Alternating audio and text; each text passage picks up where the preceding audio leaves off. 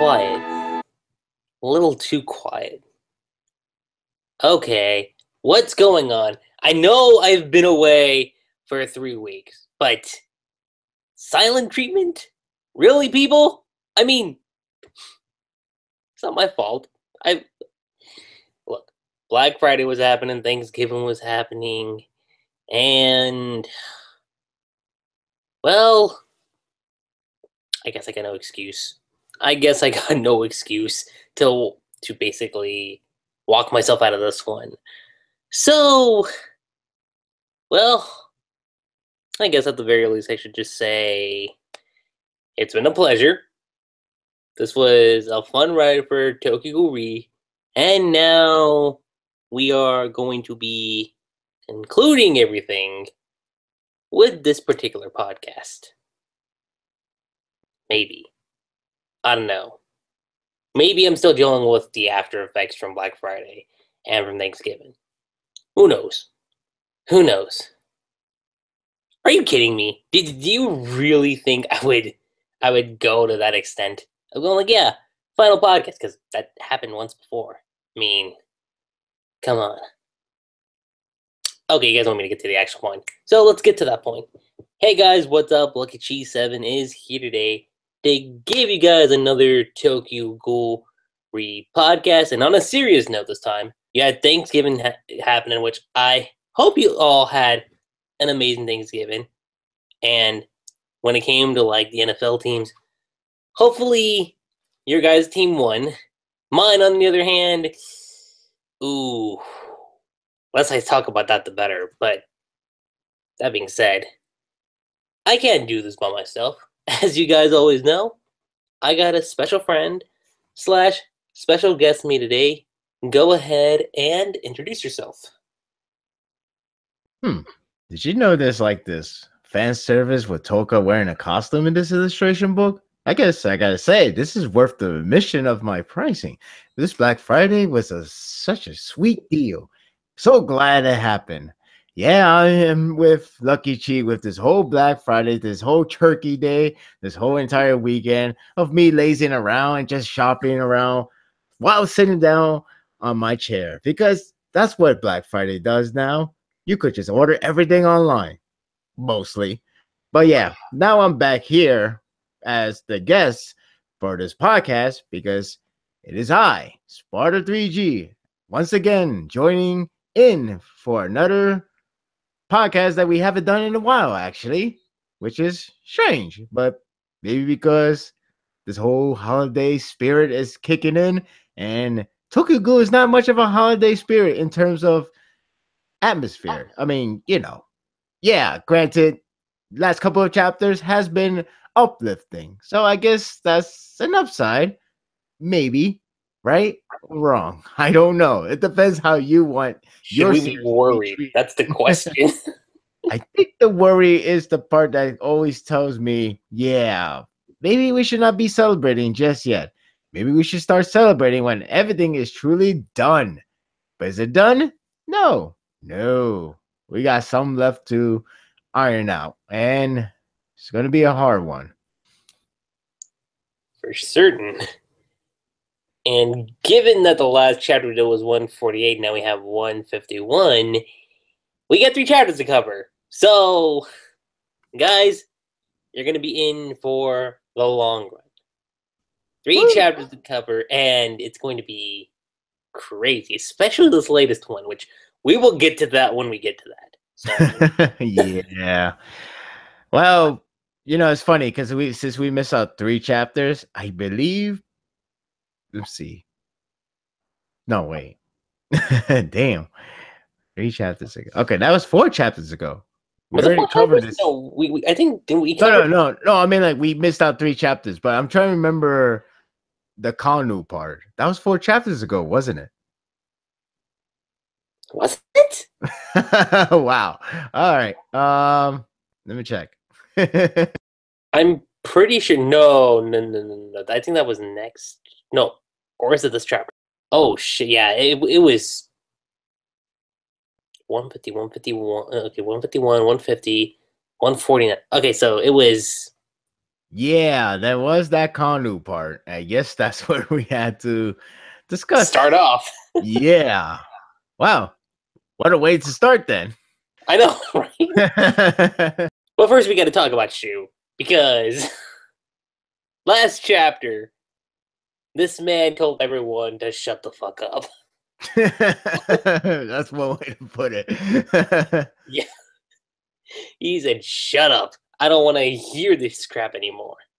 Because, like, and it's because that's where the chapter opens up. Like, you see Hinami, you see Misa, you see Itori, Nishiki, and Toka.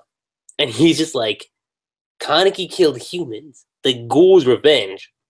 And of course, you got the chapter title, 149 Splitting Bambuza. Which, I do want to say this. After 148, we actually do get titles for the chapters, which is cool. Yeah. But still trying to figure out what the meaning. I think I figured out what the meaning is behind 149. But we see Nishiki saying, or actually no, is it Nishiki or is it Shu still talking? Yeah, no, it's Shu. Oh, it's all a shoe from here until that one part, but go for Yeah. it. Yeah, even as they preyed on humans for leisure, as he returned to Antigua, despite the thousands of investigators in his path, and even when he lost his memories, he already held humanity in his heart, both humans and ghouls alike, to an almost foolish extent. And you say that such a man would take away life for mere revenge? That he wished for this gruesome spectacle to come to pass? It's like, that's wonderful to you? This is what you want to watch to its end? Comrades, if you are all fine with this, then am I the only one that wants to see him happy? Shit. The tears that this man brings out, they are real. Let me just say that right now. They are definitely real and very sad. Very, very sad. Because, one, it just shows how far Shu's come as a character in particular. And, whew, I mean, because he even just brings up stuff about, like, you know, like, he can't read the books he loves or drink his coffee, nor speak with his friends, like, any of that stuff. And I think what makes it sad even more, and the panel with Toka is like an example of that, but he even says he can't even cradle his own child. And that hit me. That really hit me, because when you see the state that Kaneki's, you know, with the Kagune wrapped around the building, that just tells you something. I'm just speechless. I don't know what's the best way to put it, but Sparda, do you have anything you want to say? Well, it's pretty self-explanatory, but what you said is pretty much cover everything that needs to be said. Because Shu, yeah, I mean, like, it's funny because some people, well, not some, maybe just one user like stumble upon. It's not that Shu was speaking to everyone, as in like including Toka and Nishiki, but it's more like talking for them against everybody that is not really like a actual friend of Kaneki, more of like, you know, his followers. Those are the one that needs to be addressed. They're the one that needs to understand what they should be feeling about the situation with the king being a dragon, rather than thinking like, yeah, he's saving all of us because he's killing everybody, the humans, the one that killed our families. Yeah, we got our payback. Two wrongs does make a right, finally, you know. But in this case, it's more like, okay, he never wanted to kill people. He's killing people not because of your sake. He's killing people because he's out of control. He lost control. The Kagune is pretty much taking over everything for him. And this is how you pretty much show your gratitude. This is something that you actually like. This is not even him. It's not even Kaneki doing all of this. I mean, yeah, I mean technically it is, but the point is it was never under his tuition. So now you're celebrating because he's doing you a favor. But instead, what about what he wants? He already stated that, yeah, I'm going to change the world somehow by having you guys united, ghouls and human. There's no need to kill each other. There's no need to fight. We're just gonna like show them that we're here to stand like our own 2 feet like humans. But you guys wanted to be celebrating because, hey, he kills everybody. We got the kills finally. We're winning the war. That's never the case. And these guys didn't understand whatsoever of what the king idea. So Shu is the only one. So it's understandable that Shu takes a stand for everyone that knows Kaneki, for Hinami, for Toka, for Nishiki, for everyone. Which is why he listed every single thing that reflects these characters. The whole coffee shop, the whole reading the books, the whole catering the child. It pretty much speaks for them because she was the only one that could really. Well, I would say the only one because Toka was about to, about to flip out in the last chapter from that point. But it's best for Shu to be the one because he's the one that has to harbor everything. He's the one that could understand Kaneki a lot as well as with the other guys. He's the only one that could speak out loud, and it's best for him to be to speak out loud because he was like his advisor, his right hand man. And for once he's doing something right instead of like going dwell in the depression mode like in part one at the end of part one. Instead, he's actually backing him up in part two, which is rare. And that's a better development on his side. So I was happy he went to that direction more so than like continuing doing the exact same thing from the part one, which almost did, but thankfully he think more carefully in this time around. So I was like, yeah, that was awesome because he needed this. He needed to show that he has changed. He has changed, exactly. He did again. He could have fallen to depression. He could have done more stupid things like before, but instead now he's thoughtful and now he's thinking carefully what to say and what to back up. And yeah, of course he doesn't want he wanted to do it for combo's sake, like, hey, if he has a child, just think about the possibility with a child and a father. That combo sounds delicious. Come on, I gotta try that. That part was funny as hell. It was. And the thing is, it kind of took Chiori for him to realize, like, wow, yeah, she's kind of got a point. I gotta stop acting like this in a lot of ways. I just kind of think, not just positively, but just be very thorough about like what's happening with the situation. It's funny because like, especially like when it comes to the whole parent and child combo set, that's when Nishiki, and you see him in the corner too, like you see like small tears or sweats like running down his face, and he's like, yeah, like I've had it up to here with that guy's idiocy. It's like the cafe was one thing, but he's managed to drag me along till now. Got to give him the peace of my mind. I understand that he's strong, and this is Bonja talking now. I just wish he'd rely on others a bit more. Then you got Hinami, and she's like, I want to tell him thank you. Then you got Toka, just like kind of leaving herself in thought. I need him to give our child a name. I suck at Japanese.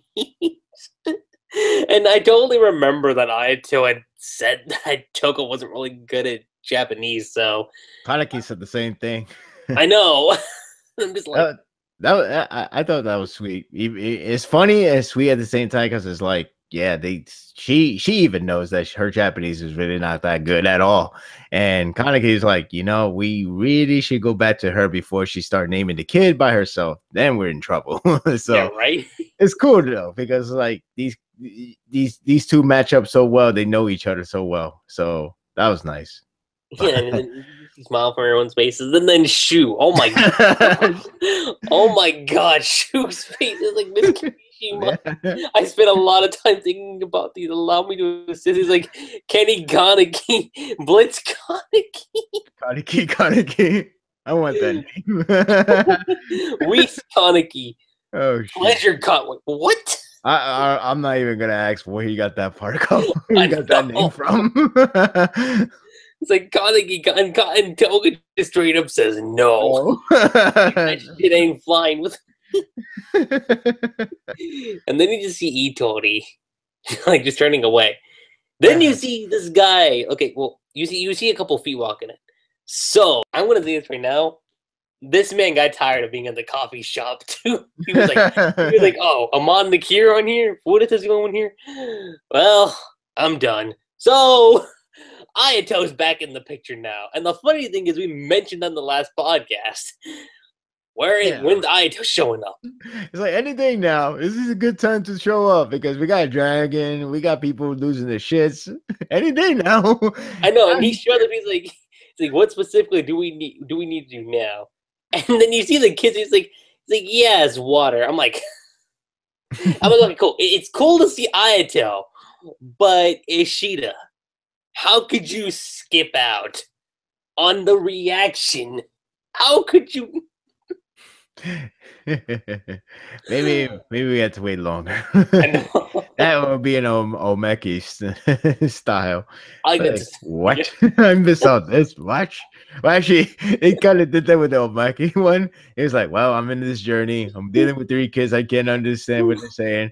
I'm in this underground, and apparently my sister got married. Huh? That's true. That did happen.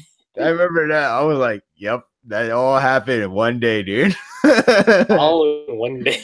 So yeah, it's like I said, it's cool to see Ayato. It's like, yeah, what do we need to do? And then you got Toga, you got the kids too, couple grown-ups, I'm assuming, with like the masks on or weird design on their face, one of the two. Then we cut to Kano. Holy shit. This part. Yeah. We see Kano. It's like, yeah, my father's whole life and a half of my own were spent in Sisyphean's labor. So this is essentially Kano like kind of like just talking with his mom. I guess the fact that I actually managed to complete my task is my only saving grace. I would hope that there is a saving grace left for you too. And then we see, Korona just like in the corner, and he knows that she's there. Like, don't you agree, Korra? And he's like, good job finding this place. She's like, yeah, I guess it's because you've just been telling me this whole time. I had hoped that at the very least, visiting her grave in peace. This whole thing's going down. She sent out her Kagune, splitting the umbrella in half. And she's like, don't give me that shit. And he's like, yeah, looks like Forward ended up coming through. Finally, the ghoul information the Washu have worked so tirelessly to keep up in the dark will come to light. Thanks to that thing. And we see a good panel of, rain falling down. We got Korona with her Kagune ready. We have Kano just sitting there, and then we see the building itself with the Kagune wrapped around it. It's and then perhaps ghoul research will finally get moving again. People will realize that it has applications in medicine. I can't believe all they've done this whole time is just make quinkes. And Kano's just there. Only this had happened sooner. It's the Washus are a ghoul clan that come from the Middle East. Over their very long history, they practice cannibalism time and time again. And Korona's just kind of there wait, what? It's yeah, they are Kakuja from birth. He even goes on to explaining that their blood holds profound power enough to change the world. That's the very reason I use Rize's Kakaho. Washu's Kakaho. I wanted that wait, so yeah. Apparently, no. I could be completely wrong on this, but based on what that's saying, Rize was a Washu. Crazy, right? Well, definitely. I mean, it does makes a lot of sense now where Kano fascination comes in the entire plot to begin with. And it's she walked out of the garden and she's right there. Now's my chance. But I gotta hopefully knock her out somehow. And Furuta just did that. So did a great favor. And then that's where the story begins. The first experiment goes to Kaneki, and then the rest of the story is right there, pretty much. That's basically how it is. Yep. Because of that one. The guy experimented countless ways. I mass-produced, and I finally even gave forward a nucleus. Now that my prototype has eaten up my mass-produced goods and taken up that nucleus, it's complete. And then we see that shot of Ford at the end. Yeah, that shot. We all know what that shot's supposed to represent, so... Which is why he purposely have himself get killed, quote unquote, because even though he walked away. Well, yeah, but some of the people actually believed it, and then later on we find out. But still, the point is, yeah, that's why he stood there they didn't bother to say like, "Oh, let's everybody run away, run away." Instead, he's like, "Nah, come on, let's just stand here and just get eaten and get killed. Come on." It was only for his benefit because he's the one that holds that nucleus, which makes a lot of sense as well. It does. Does the cage break? And then Korina starts going like, but if that thing destroys the city, none of that will matter. And Kana just like says, like nonchalant, like, I wouldn't mind it a bit. And she's like, are you kidding me? That selfishness of yours dragged both me and my sister into this. I won't just let things end like this. Die and atone. Yeah, I mean, I've always felt bad for Korina, but the amount of shit she's going through, that's just says a lot. Really. Even Kano goes on to saying, like, yeah, I have no interest in atonement. For I have no regrets. I envy you. And he pulls out this gun, and I'm just like, oh shit, like he's about to do that. It's like I myself am simply not kind enough to hold a grudge, Korina. And then I'm like thinking, well, hold on, then why are you putting what's with the gun? Then we get to the next panel, and he says, I'm sorry, pointing the gun to his head. Korina's shocked. You hear the gunshot go off. It's like, so this is death. And I remember I was sitting there going like, yo, did this man just off himself? Like, I was sitting there for 2 minutes going like, did he really just off himself right now? Like, threw me off guard, that's for sure. I mean, Sparta's been wanting this for a long time, but Kano's finally dead. So, yeah. yay! Well, okay. Good news is he's finally dead. Bad news is he's dead. He's dead in a more normal way. Like he got away from torment. You know what I mean? That's true. Yeah, he got an easy exit. He got an easy exit. He didn't get. Yeah, he got an easy exit. He didn't get anything that Kaneki went through. He didn't get anything that pretty much everyone went through. Takizawa, Almond, anyone. What he got is just the death that pretty much said like, don't care. Now I could just off myself. Boom. Bye-bye. That's it. I know. I was like, huh, interesting. So it's like it's crazy because he technically always in the end get the last laugh. Even in this case, he got the last laugh. Like, yeah, I know he feels nothing about what's going on.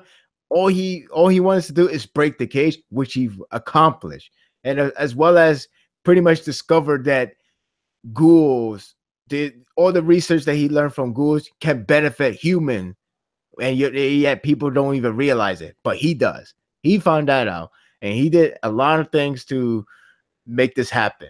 And now he just killed himself because he did everything he wants to do, and that's it. He just killed himself right in front of with no regret, always smiling throughout the entire damn series. So yeah, he's dead. Great, but damn. You'd wish it was more tragic. That like okay, tragic in the sense that he was more tortured. Right. Because it's like I said, he pretty much got away cleanly in a sense. Because he did way too many crazy shit. Again, Corona pretty much speaks for everybody. Exactly. You done a lot of shit. You about to cause more shit because this dragon is about to destroy the city. And the only reaction is like, meh, you know? Yeah, he break the cage, but it's like after that, he doesn't give a shit. He doesn't care anything what happens after that because he's gonna kill himself and let everything up in the air, pretty much. It's funny when that happens because we cut to the CCG and it's like, oh yeah, we found Kano, his corpse rather. Looks like suicide. I just don't get that guy. And I feel like Ishida was just purposely putting that in because that's exactly how we're supposed to feel. We're like, oh, huh? Like that should actually happen. It's like, anyway, we lost our big source. Bad news. And then it's like, yeah. And then we see Marde. And it's just kind of going like, if Kano's gone to the grave, then our insurance will appear. And then someone walks in. Like what's that supposed to mean? Hell if I know. Ask Nagachika later. Like, excuse me, who are you? And here's the thing, I didn't realize who this was initially, But after reading the 2 chapters that come after this, I'm like, oh shit! Like, she finally showed up.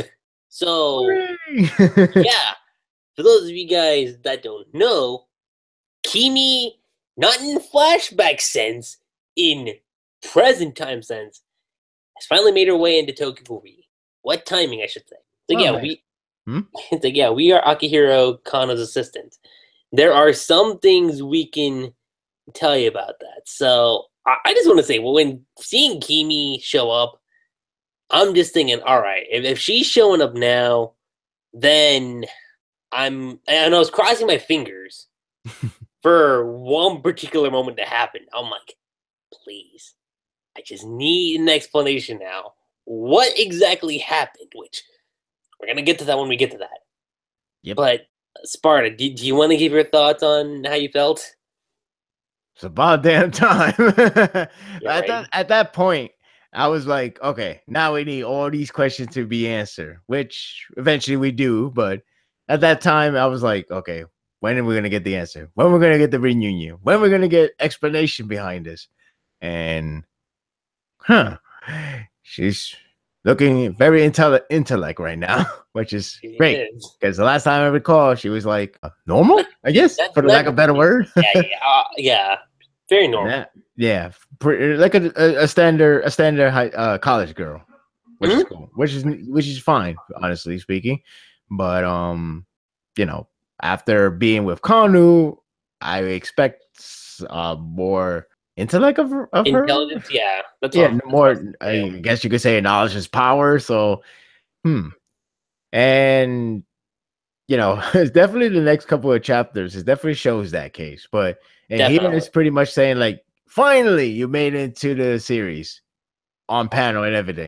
near the tailgate end of the series, but that's saying Well, hey, it's better late than never, as they that's say. true. That's very true.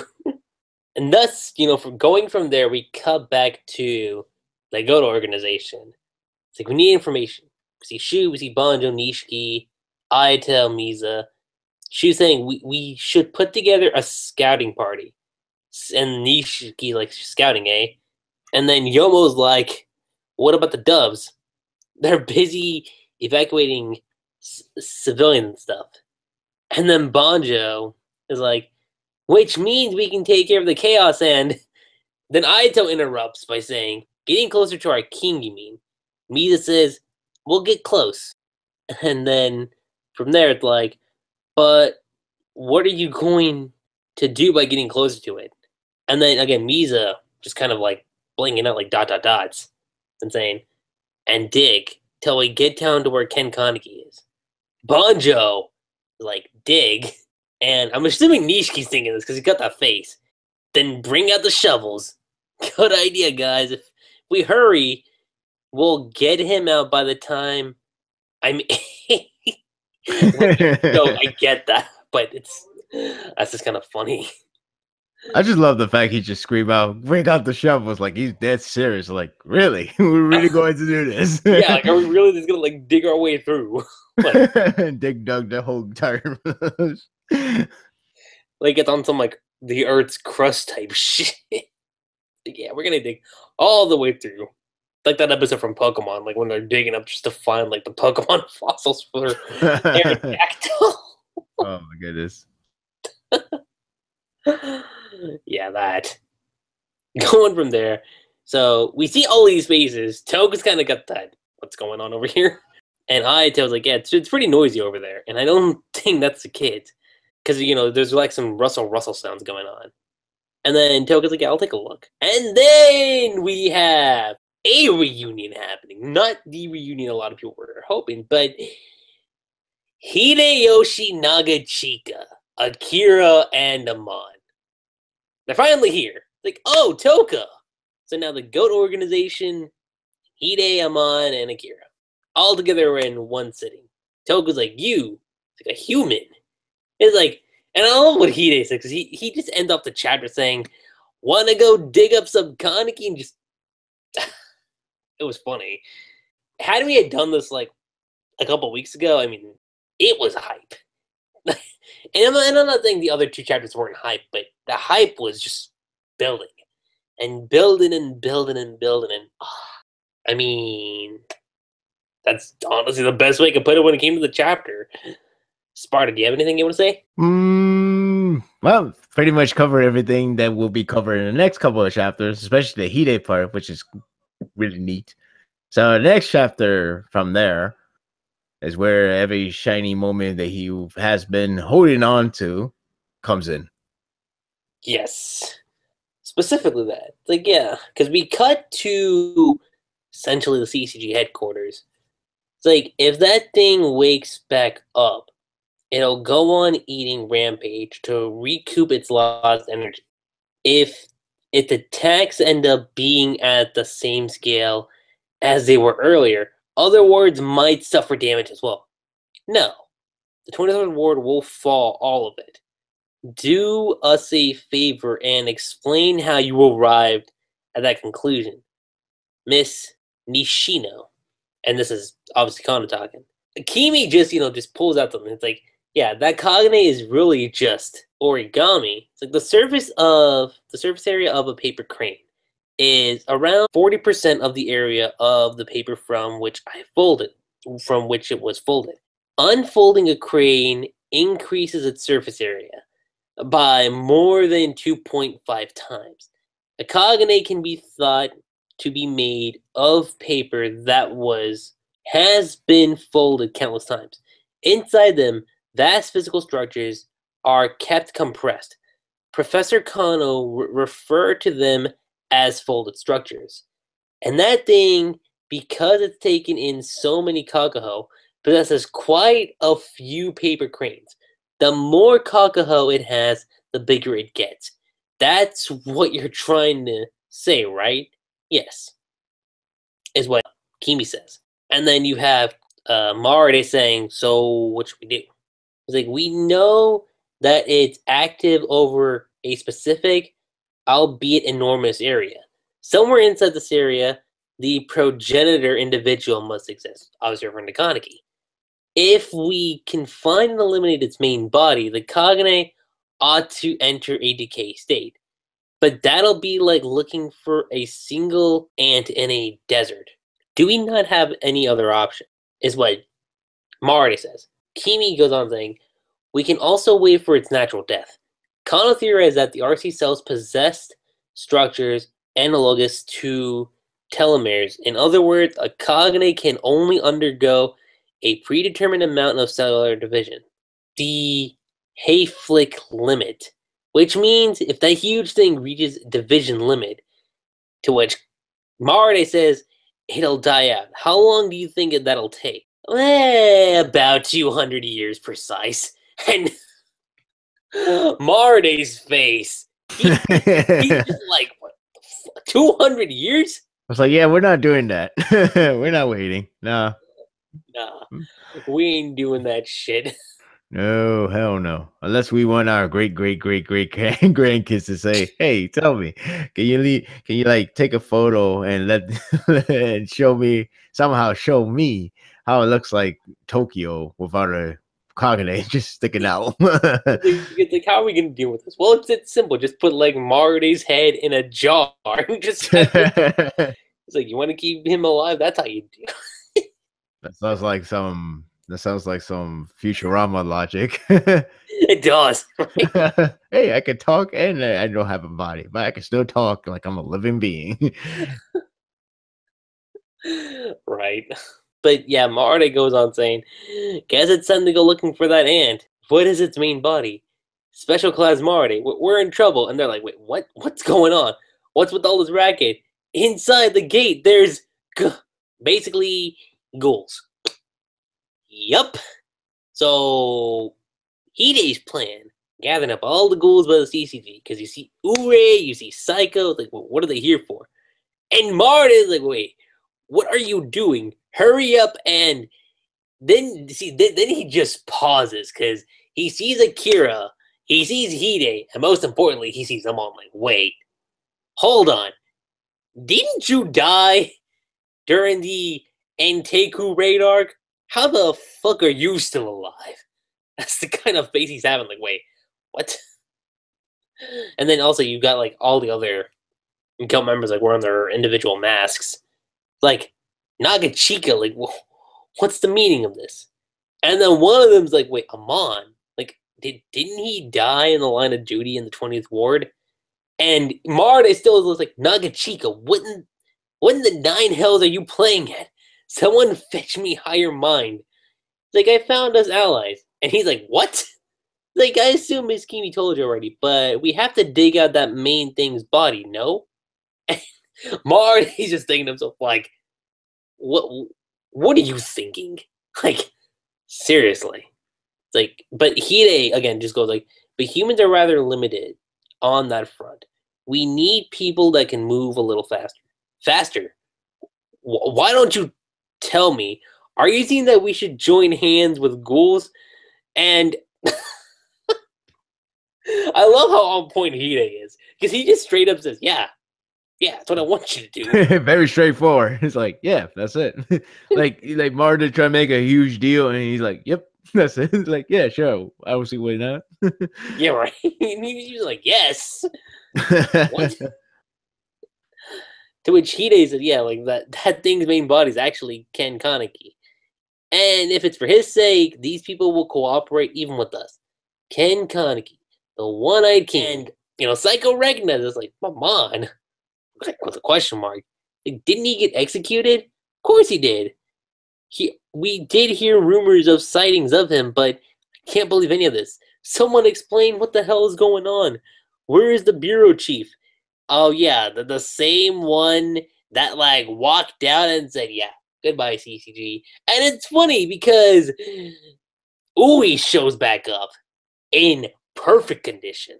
Let me just say that right now. He comes back in perfect condition. Because if you guys remember how he looked beforehand, he looked like he got a lot of replenishment, a lot of rest, and he is, like, back in duty again.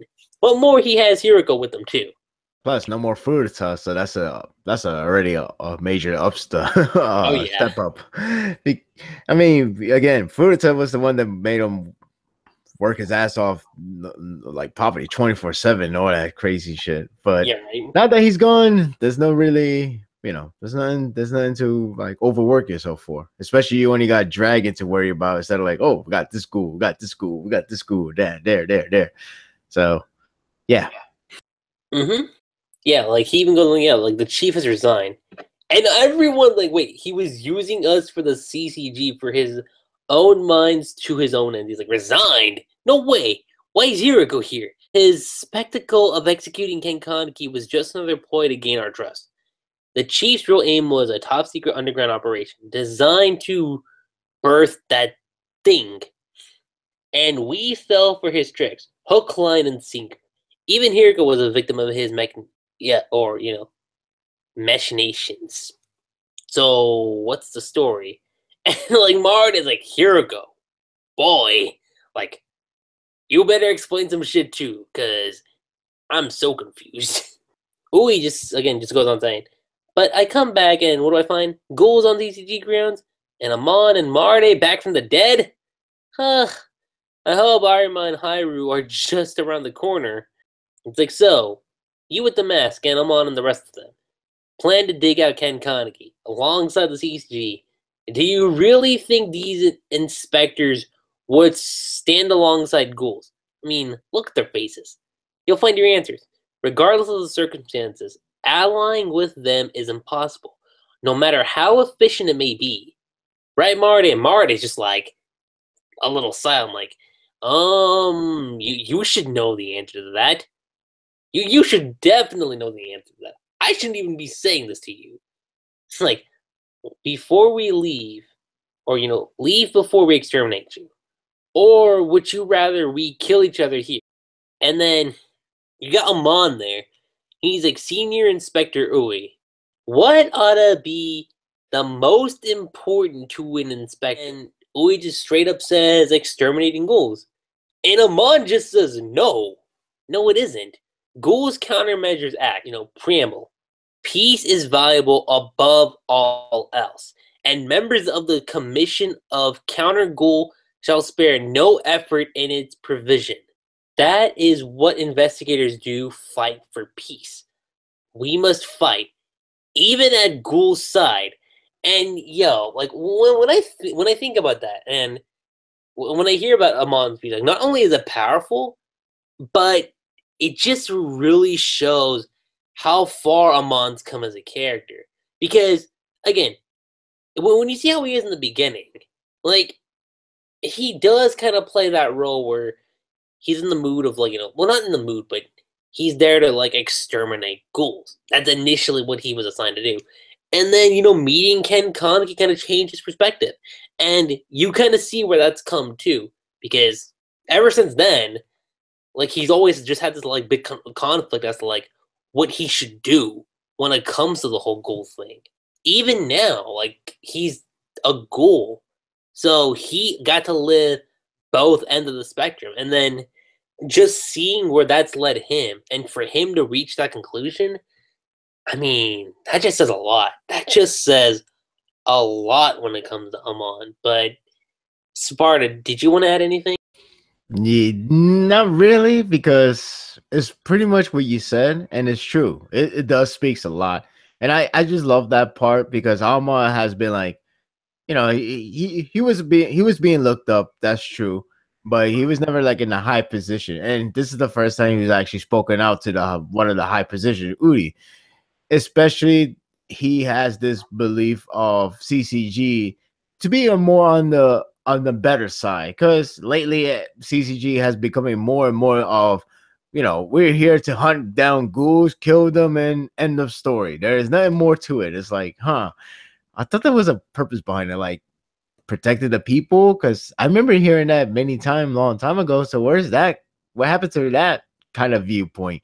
Now it's all about like we hunt down to kill ghouls, like animals, like hunting game. But they're ghouls, so who gives a crap? Even though they always reminisce as a human, but hey, they're ghouls, so who cares? We just kill them, almost like fun, which is funny because that's what a lot of people, a lot of investigators usually have the expressions of like, yeah, we're gonna kill some ghouls. That psychopath look, because that's the idea. What happens when you just only focus on that belief? But if you focus on what's right, like what Alman always believe in, then you're actually doing it for the better cause. You're acting like, a person that actually protects his people. Kind of like in real life. You got the police officers. We got police officers that probably abuse their powers, or you got the police officers that actually do their duty, protecting the people, serving justice one day at a time, whatever.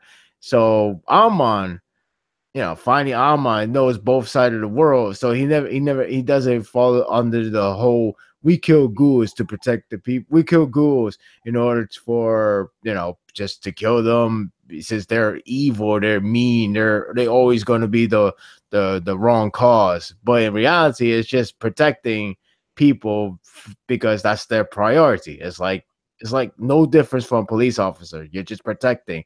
You find somebody causing trouble, you take them down. End of story.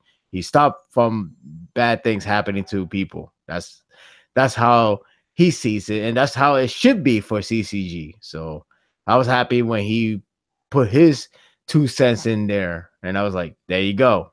Boom. That's all you need. Exactly. And it's funny because like you even just see that from like everyone's reaction too. Like, wow, like I can't believe he's actually saying all this stuff. And always like, you know what, like he's got that face where he's like, I don't think anyone's gonna say anything. And then you see a hand raise, and it's Psycho, and he's like, I will take up this mission. I, as an inspector, will fight alongside ghouls.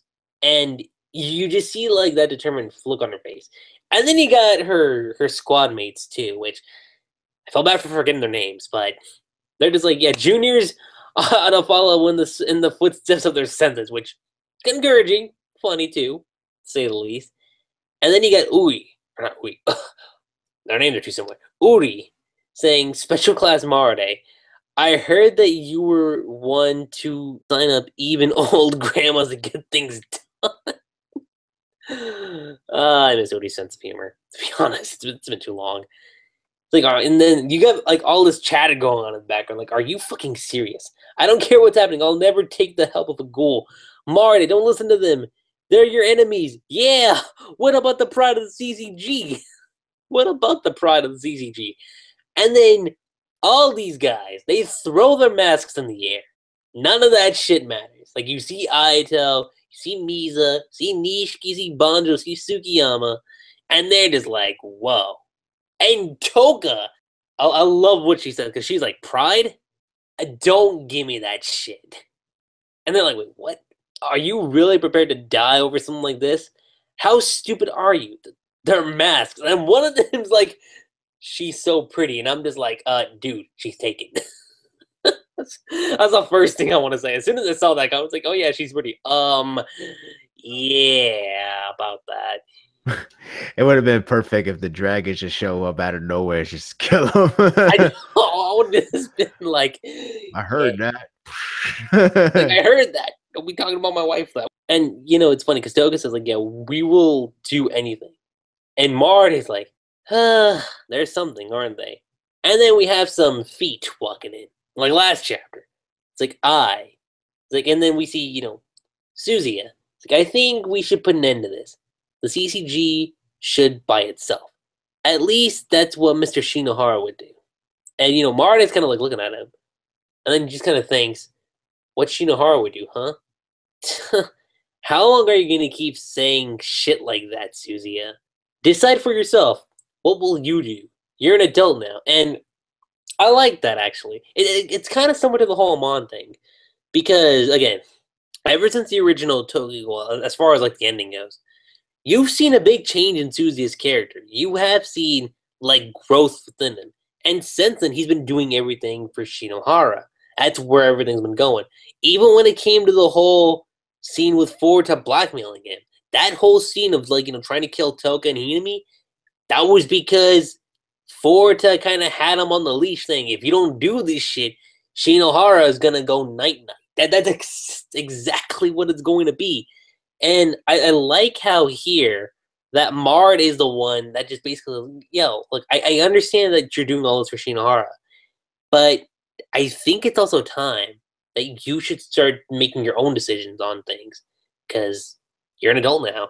And that, again, that just really stood out to me. Like, Susie even just has that realization, like, well, if you said you're willing to join hands with the ghouls, yeah, like, the whole of the CCG would be right behind you. But, and then you just see, like, all of his squad members, and he's like, is that so? Well, then, let's all go together. And he's just got, like, this big smile on his face. Again, like Amon, it just shows how far he's come as a character. It really hasn't. I don't know what else I can say besides that. But, yeah. And then you just see everybody else's reaction. It's like, it'll be easier that way, right? Steals the nerves, don't it? And then, again, you see everyone. You see Toka.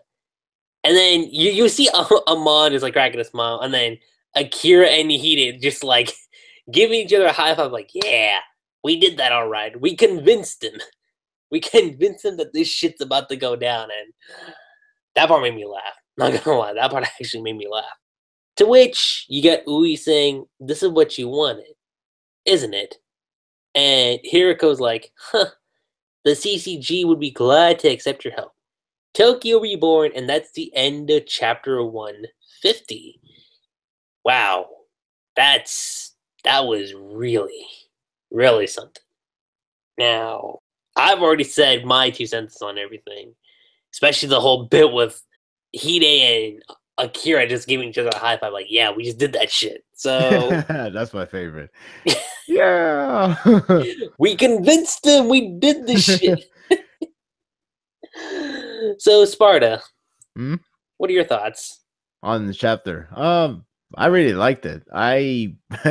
It's comforting because you don't see good things happening that often with Tokyo Ghoul. And in terms of like, oh yeah, we're so rewarded with kindness. That's what I mean. So seeing this is actually feels rather a miracle, to be honest with you. Because you got not only you got the human and ghoul finally joining together, well, even if it's temp or not, the fact that it's just working together is just a sight of a sight of, I don't know, a miracle, I guess. And a lot of great things happen in this chapter. Like a lot of character developments finally put into work finally put into their use. Like especially with Almond, like Almond knows both sides, so it's like he finally built up that whole his belief, his characters, everything. It just goes to this point, and then, it got to the point that is like, damn, it's a very convincing argument, but I still don't want to work with Ghoul. What about us, man? We got pride. And you got the Ghoul wearing the mask, tossing the mask up in the air and show their faces is such a powerful scene, because it's like now they get to see who they are. They get to see, like, not only Ghoul no need to hide anymore, because when they wear the mask, they are hiding. They are like pretty much hiding themselves from people. They're hiding themselves from fear or anything. And when they remove their mask, it's pretty much say like, we're finally ready to let people accept us or not. Whatever the case is, we're not hiding like, yes, for anything who anymore. we are, instead of like what their precision of who they are is. Right. And it's funny because it's kind of hilarious that that one guy called Tokyo Q is saying a lot, since what they see is just another human. Yeah, they got Kagune, they're Ghoul because of that, but they're still not that much different apart from human. Like their appearance, everything about them. The only difference really is like, oh, they're stronger. They eat humans. Yeah, that's different. But outside, like I know the old saying goes, don't judge a book by a cover. It's kind of a mix. Like I wouldn't say you still have to judge a book by its cover, but it's ironic because their cover is just pretty much who they are, similar as the human, because that's what they are. They're pretty much like the same thing. And the inside is really counts the most, and they're still like a human being. They want to live normal, they want to have a job, they want to have a life. They pretty much exactly the same. Again, yes, there are some differences, but in the end, it's practically the same, and there's nothing different with that. And just seeing them removing the mask, and everybody's like very shocked because they did not see this coming. It's a sign of a new beginning. It's a sign of a huge step, a huge what's that word I'm looking for? Basically, like those whole landing on the moon style, like one giant leap for mankind. That's what it is. It's a one giant leap for Tokyo to actually step up to a different direction, to a better direction, to a better peace. And this is it. This is something that maybe this is what Furuta wanted to have.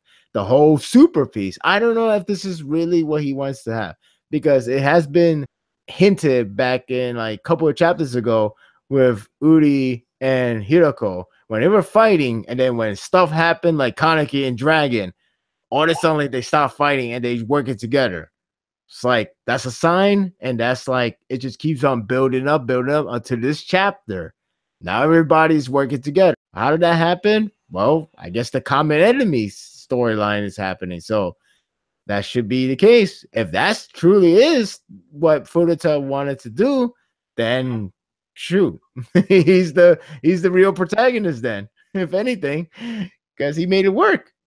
If that is his intention, that is. But I'm not sure if this would be a good comparison, but it kind of, and I think I mentioned in my live reaction, but I kind of mentioned how it's kind of similar to Halo in a lot of senses, where you had the Grave Mine like help ally the elites and the UNSC together to take down the Covenant in Halo 2, and that kind of stems into Halo 3 in a lot of ways. So I'm not sure if that's a good comparison, but that's kind of what I thought.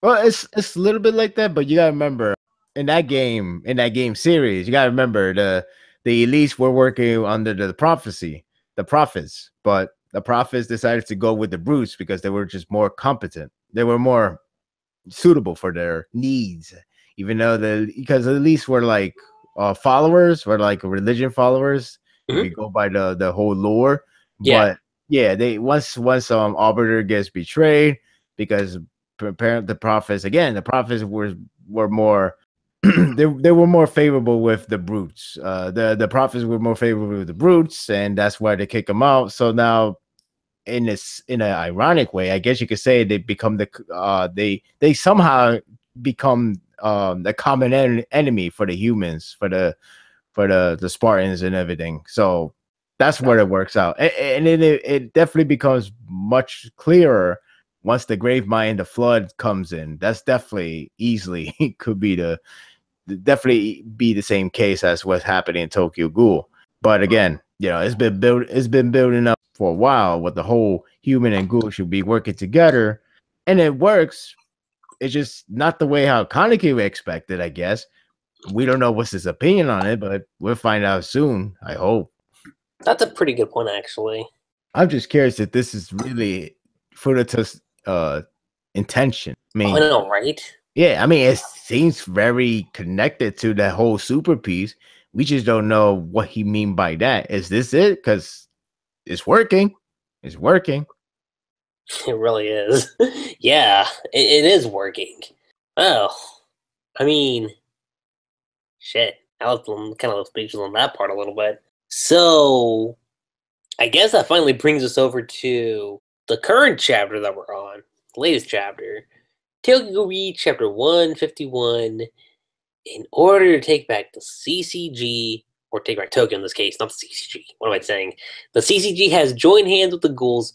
What is their plan? 32 million copies in print worldwide. Thank you so much for volume 13 of the series. You're welcome. So, chapter 151 is titled Get Out, which kind of fitting a little bit if you think about what happened in the chapter. We see what's happening, and I'm going to be honest, when I first read this little bit, I was kind of scratching my head going like, wait, hold on, what's going on? Because the dialogue goes like, inner Bozy wordos, what else was there? Sina Bigo Wado winner gibberish. Let me just say that. Very, very gibberish. And I was like, I can't understand what any of you guys are saying. In my review, I actually reminisce to the Avatar episode. that's why I did that sound effect for a bit, because I was like, it kind of reminded me of that for some reason. In the Avatar, the last Airbender, that is. In one of the episodes is where Aang has to train, or rather not trying to sleep, but he was overworking because he tried not to sleep at all. So he started to daydream that Momo could speak. And he was like, oh, yeah, I remember that episode. Yeah, he's like, you can speak now. Interesting. How would I respond to you? So he started going like that. So that's where I got that idea of like, this is what I'm thinking right now. Like how how I'm translating from my point of view is like that. Like, that, or either that, or you could use the robot one. Beep beep beep. Beep boop bop, boop boop bop. No, it's beep boop boop bop. I'm like, what is going on with this? Actually, going back to the Avatar one, you could also think about how Momo translates everyone's thoughts. Yeah. I think it makes it. I think is even more hilarious. It's just the fact that you just see Toka going with it. Like, what am I looking at? I know. I was like, wait, are you a translator now? Like, what the hell? Like, I forgot what show was it, but I remember somebody was like, "Don't worry, I got this. I speak gibberish." I don't remember what series did that. It was like, it has to be a cartoon show, but I was like, oh, and apparently gibberish is a language for them, and it works. I know. I'm like, wait, what was it? Damn it! It kind of got me going. Like, huh, interesting. She's like, yeah, I see. When the Nagaraj underground started destroying everything, in order to stop their king, they all attacked it at once. It's like, it didn't look like they were making much of a dent. But whenever they took out one of the king's eyeballs, his attacks dulled somewhat. They finished destroying all the eyeballs, and some amount of time later, the king finally stopped his movement and apparently turned to stone. Similar to like on Medusa, only you don't have like these weird eyes that turn you into stone per se. Said all you had to do was like attack him a lot of times, destroy the eyes, and then boom. That's it. That's how you take him out. And it's kind of funny because then I'm assuming Mard is the one that asks the question. It's like, how did you even understand a word of that crap? That to me just sounds like Mard talking. So that was kind of funny. It's like, yeah, it's a good question. Like Toka, how did you figure that out? That's what I want to know. I don't know either. Question of the millennia. It's like she's talked with them, and then she translate everything very precisely and a lot of big words. So it's like, huh, you got all of that from that talk. Like it reminded me. It kind of, I think it was, I want to say Nisakoi. It also reminded me of that where like I know that like the girls had like like were full of like water or some holy potion for something. I forgot what was the reason. And they was talking with their mouth full and they all communicate perfectly. And the guy was like, how do you even understand what you're saying? Are you really having a conversation with like that? So that's what reminds me, like, how do you even understand what's going on? It's true. It's like, what? I can't underestimate her anymore. I know, right? I'm just like, Toga, is there something you can't do? Actually, I was going to make a joke, but now I think about it, no, just a good question. what is there that she can't do? Yeah, right? I was gonna like, this would have been a good joke, but this isn't those type of series, so she done a lot. I can't find it. Damn, there's no weak point right now. Right now, you say that right now, and then watch what happens. Like 2 chapters later, it's like, oh, there's a weakness. Going from there, though, we cut to Kimi, and she's kind of like leaving herself, like thinking back, it's like eyeballs. That's it. As a Kagune materializes in places that RC cells cluster, eyeball patterns are often observed, and RC cells cluster most densely near Kakahos. And thus, we have Ayato. So, it's likely the Kagaho equipped main body is in its vicinity of one of the eyeball things, right? Indeed. To which Marade says, we gotta flip every eyelid, eh? Doesn't spare as much trouble. And Kimi just says, yes, but this is still a massive development. And it was made possible by the information brought from the 24th Ward. Thank you so much, Kirishima. And I love his face right now. He's just like, I guess something just came out of me digging halfway through the earth. Yay, I'm useful. Woohoo, I'm useful. Yeah, so basically 2 chapters ago, we have him coming back with kids because maybe he wants to be a foster parent. I don't know.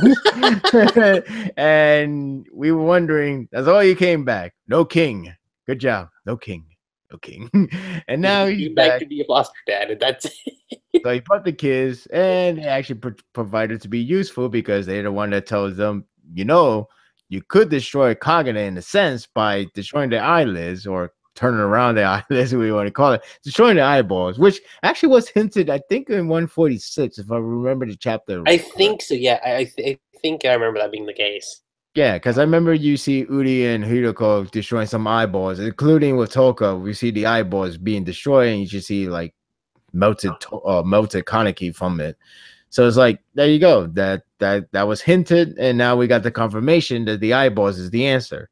And nonetheless, this has become Resident Evil because Resident Evil always have this obsession with eyeballs. I mean, you could go back to Revelation. Oh my God, 1, you're 2. right. You could go back from Resident Evil 2, the PlayStation game, and because I remember vividly that you always have to strike the eyeball for the massive damage, and it works. It works. That's true. Oh my God, that's actually kind of funny now when I think about it. The eyeballs is always like some kind of form of creep factor in every horror games, stories, movies. I don't know. I guess it's just a thing. Now we're back to it in Tokyo Ghoul, which is fitting. I mean, The it's better. eyeballs. It's better than some other series where literally you can just trade out eyeballs and be like, yeah. Well, yeah, there's that. The plucking the eyes is a-okay. It's normal. It's cool. It's very easy too. There's no real struggle. There's no scientific. There's no surgeons you need to do requirement. Everybody could do it. It's like, yeah, And it just pluck it out. Oh, okay. I guess it's just that easy. Yeah, it's easy to put it back in as well. There's no need to connect the veins or that procedure. Nah, we could just put it in there and it works perfectly. I know. I'm like, what is this? Huh, funny because I just thought of it now. Now I think about it, like, wait a minute, that is true. How the hell you just put it back in and everything works fine? Bullshit. Bull.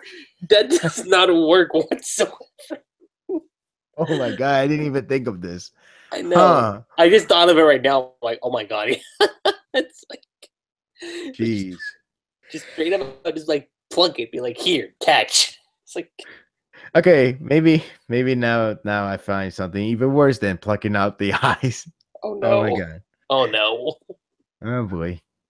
You found Okay, something we worse got than we gotta get back to the topic because That's true. That's true. we're drifting out with this new discovery that I missed out 3 years ago.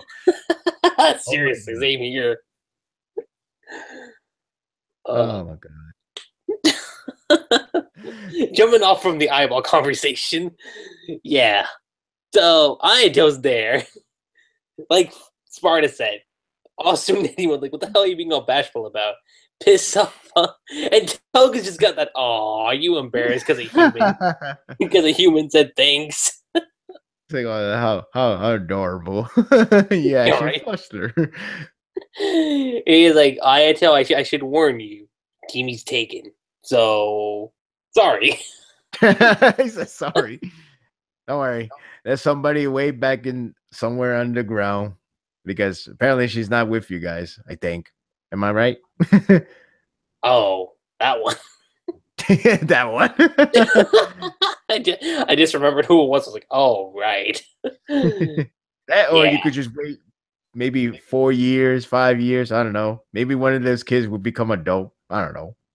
Is that wrong? I mean, technically he's got Hinami, so I guess he's set for life. He should be. Yeah, Damn right. it. He should be. That's the thing. Oh. But So jumping from that from him, we go to Kimi alone in the office, and this is where everybody has been waiting for. At least to my recollection, I have been seeing none. But so when is the reunion? Reunion when? I know. Like this is the thing that's been happening too. Which is kind of funny because before that we have Kimi saying, "Yeah, we don't have much time until it resumes its activity," which means we are currently in lead of a method to find Ken Kaneki near, one of those eyeballs. And like, if only we could pinpoint the irregularity of his body amidst all that. To which again, we see her just kind of like looking through everything, thinking about like, okay, what's the best option that we should use, and thus, like what we mentioned earlier in the podcast, it finally happened. Nishiki and Kimi, after God knows how many years it's been, God knows how many chapters, but Nishiki just shows up, just says howdy. It's like, Miss, you sure are pretty. Doing anything at the moment? And she's like, huh? What? It's funny because Nishiki's got that smile, like, what's this? And got the feeling that we met before. And see, it's funny because right off the bat when I saw that, I already kind of knew, like, okay, so it looks like nothing bad happened to them relationship-wise per se. I already knew that, like, the second I saw his face like that, so I kind of wondered what was his expression then? Like, why was he so quiet about it? And it's funny because we actually find that out because Kimi says, I learned how Giddy Tree, Kano's people were holding you captive, or that's what Nishiki's saying. And he even mentions like, hey, I looked for you everywhere. Like, we had those bastards on the run, but I never thought I'd find you again at the CCG of all places. Neither did I, Kimi says, like, with a very happy smile on her face. And it's funny because, so that answers one thing. It's, Nishiki had that face, not because something bad, like, it's not like they broke up. It's not like that happened at all. It's more on the sense that they got separated, and he had no idea where she was. And that makes a lot of sense. That really makes a lot of sense. And especially where we find out where she goes. Because she even says, like, Nishki. It's like, I'm happy to see you again, but I walked to Professor Kano's side on my own two legs. And he's like, wait, what? Like, Kano was walking far from the human path, but there was simply no one liking him in the world of Ghoulology. I didn't even know that was a word until now. I was like, Ghoulology, huh? Interesting. That's Yeah. precise. I should have been using that for a while. I was like, Ghoulology. Was that a word? I Nah, know. I just keep saying ghoul stuff. That's how I've been doing this for a while. Because I was thinking Ghoulology. That sounds like a word, but I don't know. Sounds weird. Kind of like how I keep calling stuff universe. What about this anime universe? Yeah, right? So I was like, is there a terminology for anime and community? Anime community is such a stretch. It is. So now we could use Ghoulology. So everybody use that term. Yes, use the term Ghoulology because it just makes the most sense. Kimi goes on to explain that's precisely why I chose to become his assistant. His intentions were entirely medical. He was trying to engender a situation in which the country would have no choice but to pursue ghoul research. After the revolution, I'll be branded a heinous criminal. I doubt I will be able to do much research on. Then that's Kano, like, and just kind of like having an inner monologue. Ken Kaneki was but a huge bomb to the world's eyes to the issue itself. How fatally boring is what he's kind of thinking. To which Kimi says, his ends aside, I wanted the man's knowledge. And that's basically the explanation. Like the man's knowledge. And Nishiki even says, like, well, hold on, what'd you want it for? It's like for my dreams to come true. And honestly, it's kind of sweet. Like, it's a cliche, sure, but I think it's kind of sweet. It's the reason why she wanted all this was to basically live without blame and censure as a human beside you, a ghoul. And that just says a lot. That really says a lot. Because she even goes on saying, yeah, I needed to change the prevailing human ethos, the attitude of ghoul extermination. That huge kakaja is made of a special substance known as pluripotent cells. If research into RC cells spurred medical advancements, then maybe the attitude towards the ghouls would.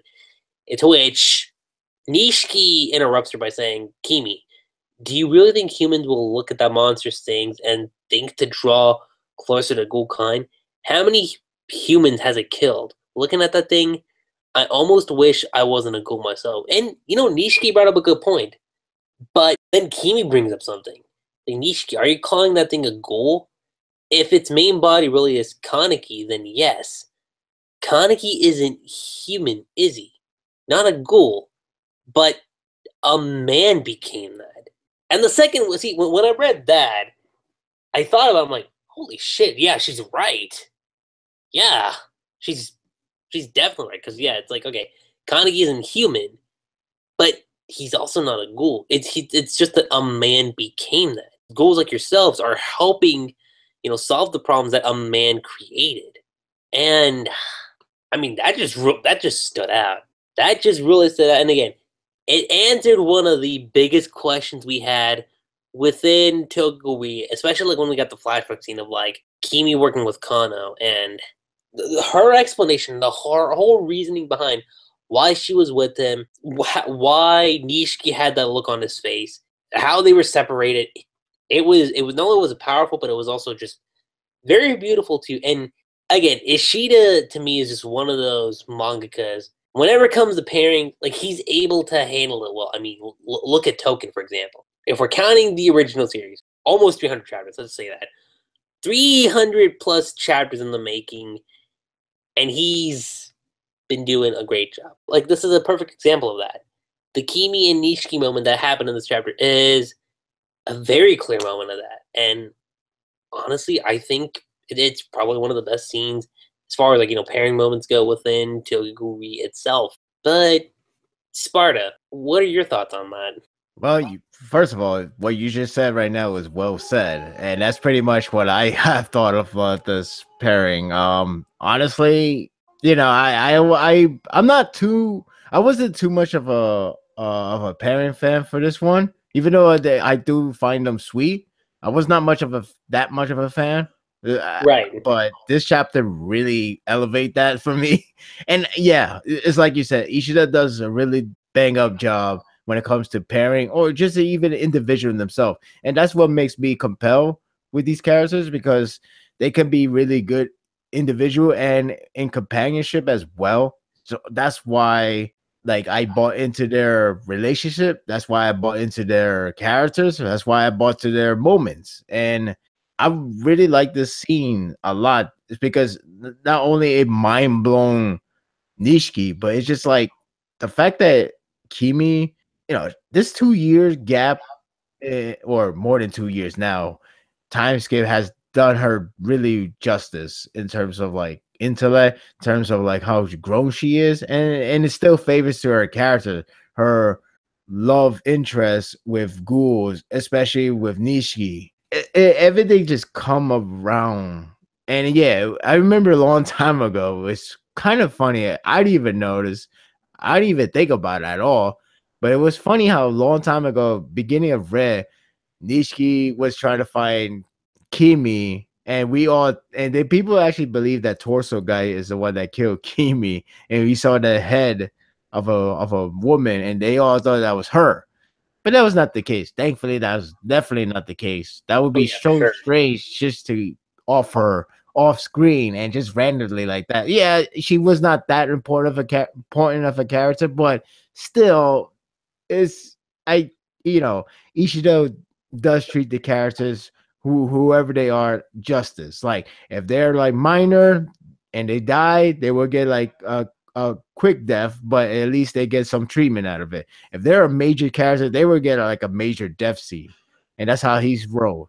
So even though she wasn't that major of a character, she's still essential in one way, especially with Nishiki. So I don't think they would just offer off screen.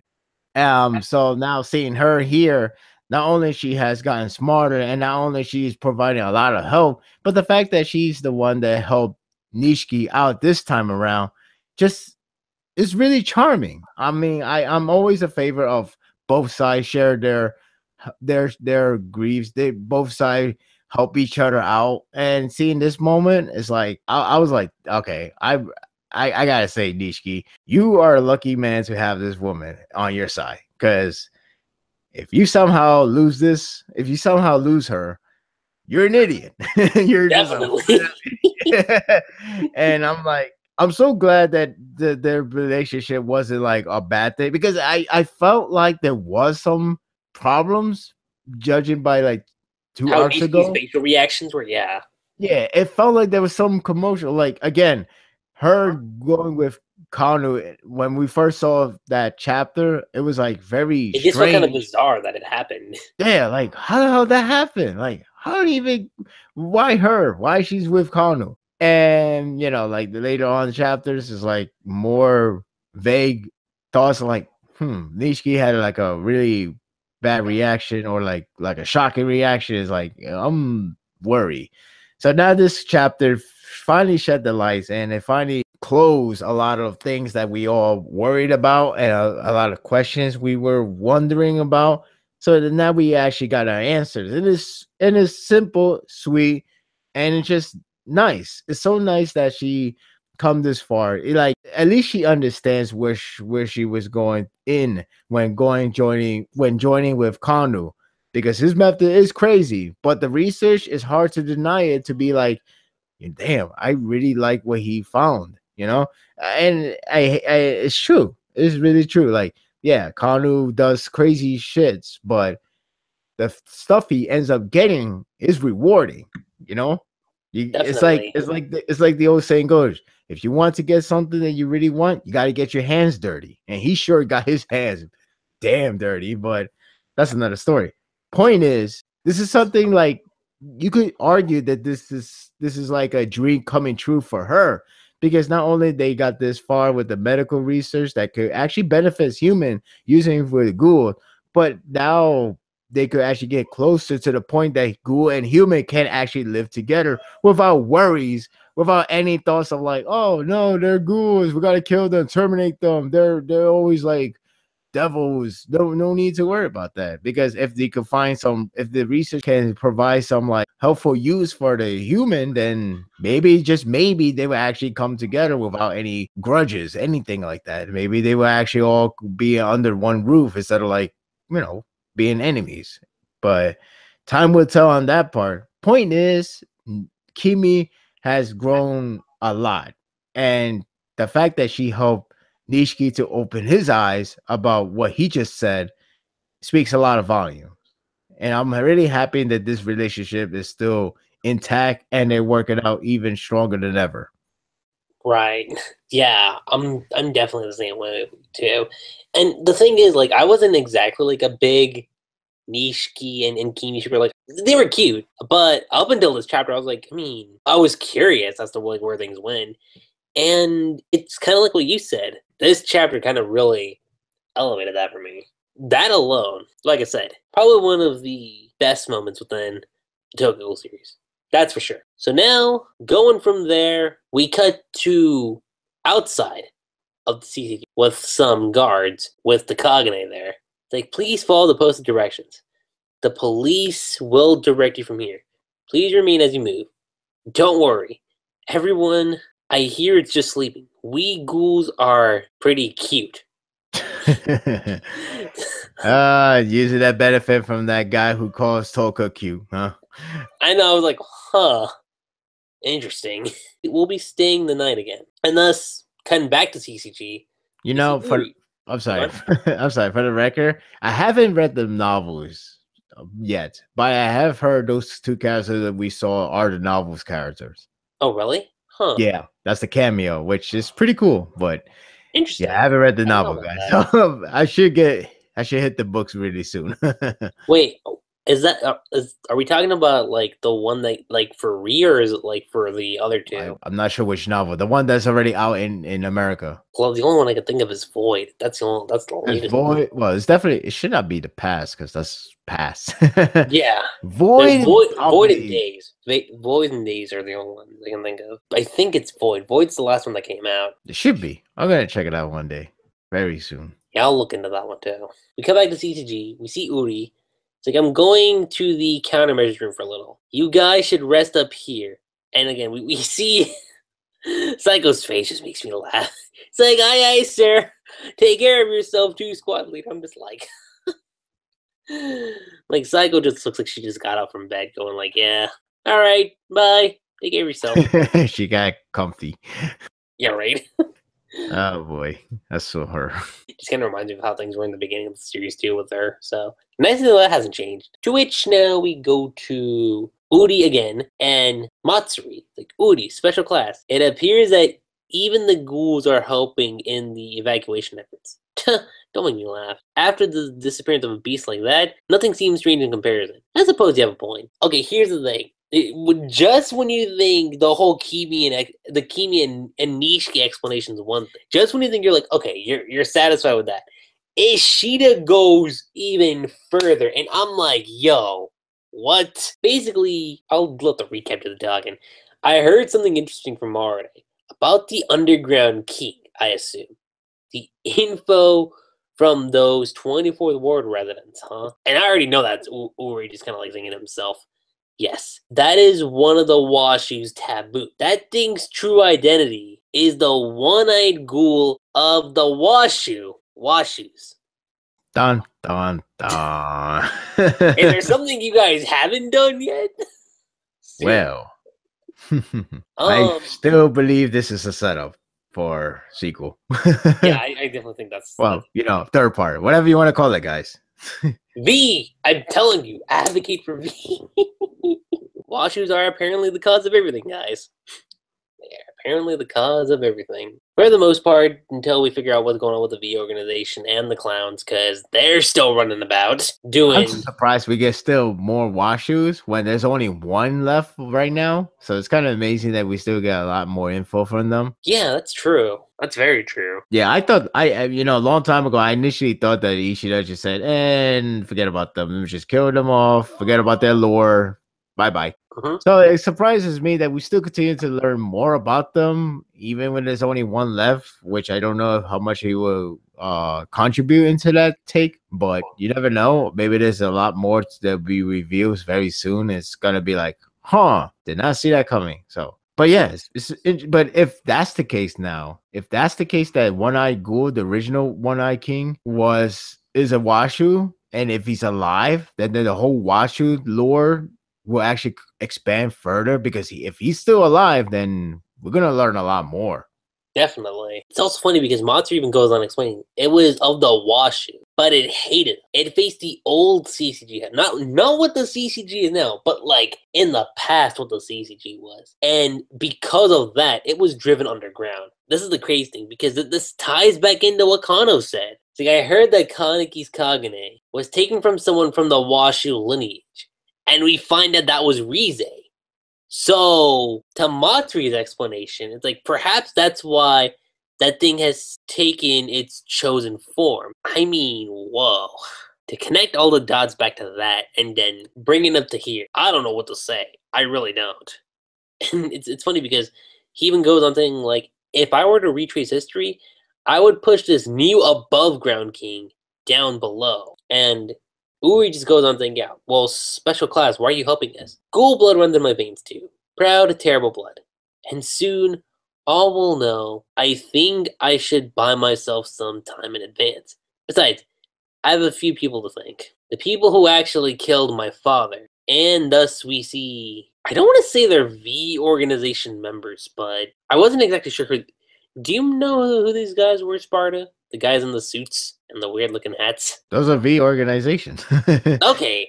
That's what I initially... See, I was so confused. I was like, wait, hold on. Is that V organization or is that somebody else? So, Are you talking about Are you talking about the panel where he says that line about like I have few people to think about? Okay, that, and then you have like that one panel where that one guy's just like looking over in the corner, and you see these guys with like the hats and stuff. So that's V organization. Definitely. Okay. That clears up my confusion.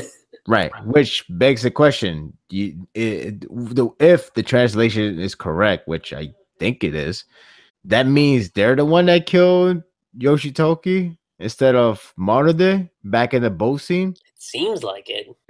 Interesting. If that's truly the case, what is up with them killing Washus all of a sudden? Well, Yeah, like why targeting them specifically? Yeah, like now it's like they're cleaning up the area now, like because we definitely know they were underground. We definitely know they were behind the scene for everything. So now, but like as of late, there has been eliminating all the Washus, saving for Furutov, which I'm still trying to wrap around. Like, why did they agree with Furutav's being the ruler, being the bureau chief of the CCG at the time? Do they know what he was going to do with the dragon idea? Do they know this is his super piece? What's the story behind it? That still leaves a lot of mysteries. That's a very good point. That's why we still have to get a third part, because there's no room for this. Since this whole arc has been about, obviously, the of course, king itself. Yeah, king itself. Well, this arc is about trying to get Kaneki out of the damn Kagune right now. But the thing is, we're getting a lot of more lore information, especially the original One-Eyed King, which is now brought up to be a Washu, which is we still don't know if he's alive or not. And yeah, they did say once you kill all the eyeballs or whatever how they said it, it will turn to stone. But the question is, does that mean the user itself turns to stone? Because if that's the case, then that means Kaneki is good to be dead. So, which I don't think that should be the case.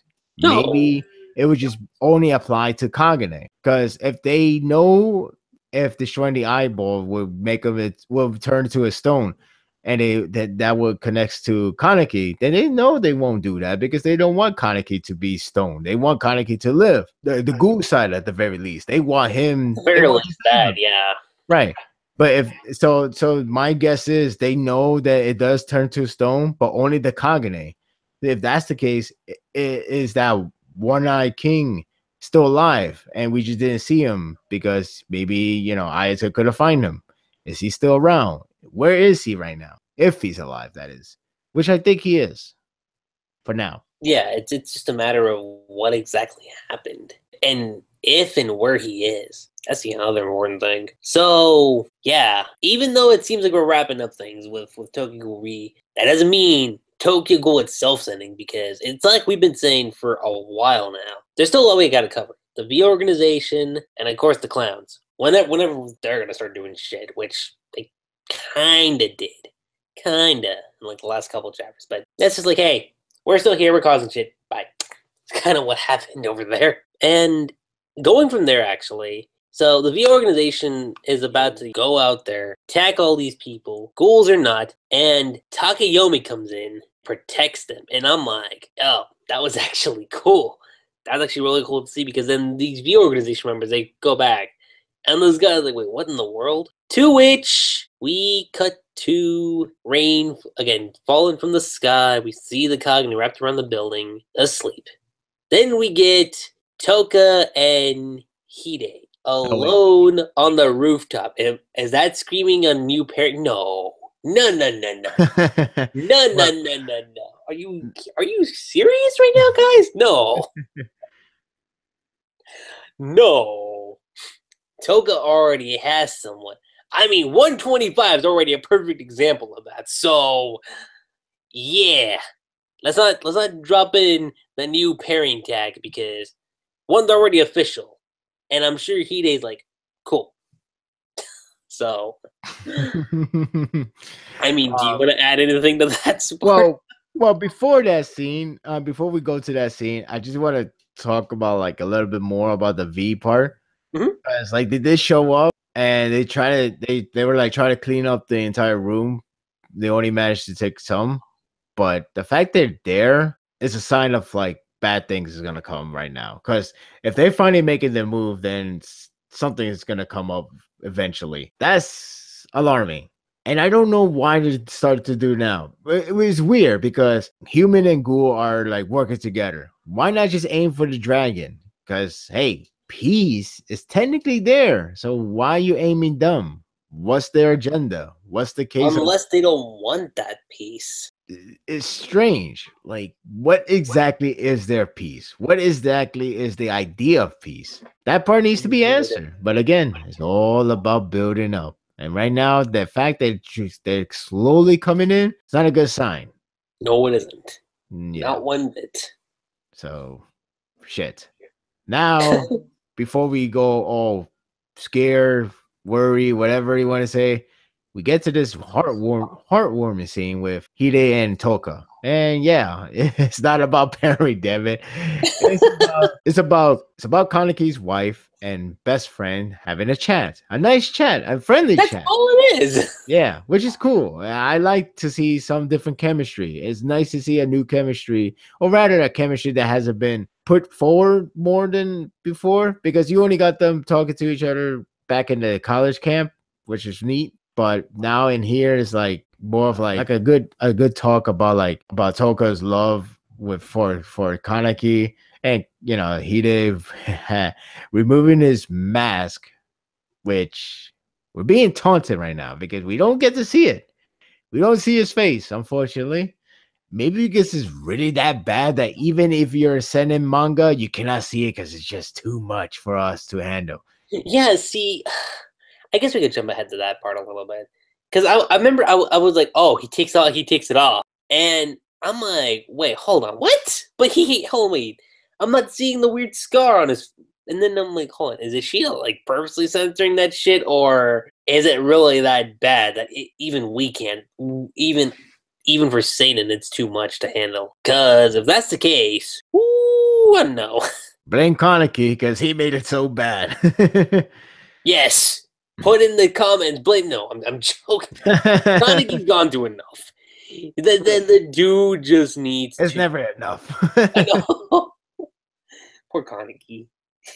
Poor Kaneki. But Kaneki. When life gets better for you, whenever that happens, when you break free from that Kagune, I don't know if it's gonna happen, but try to live in peace somewhere. Isolate yourself from the world isolate. with all your friends, and just be like, so long.